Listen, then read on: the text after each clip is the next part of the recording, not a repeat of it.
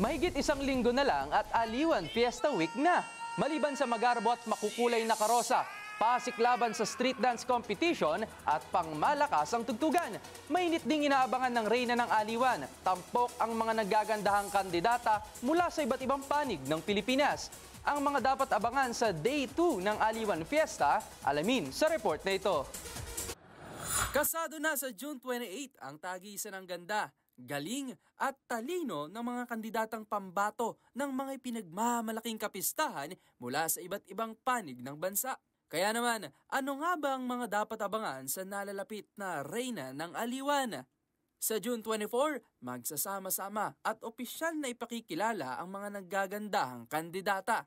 May nakaschedule rin silang radio guesting, swimsuit photoshoot, at pagkakataong makalibot sa Kamaynilaan sa pamamagitan ng city tour. Sa Day 2 ng Aliwan Fiesta, doon na sila magpapasiklaban ng national costume, swimwear, evening gown, at syempre, ang kaabang-abang na question and answer portion. Sa sumunod na araw, June 29, nakatakdang ganapin ang Coronation Night ng Reyna ng Aliwan 2024, kung saan makikilala na ang papasahan ng corona ni reigning Queen Kiara Lian Wellington.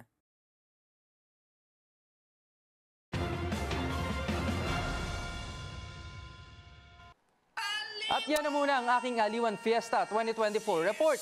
Ito si Rovic Manuel. Sama-sama tayong makiisa, makisaya dahil ang pistay narito na. Kita-kits po tayo sa Aliwan Fiesta.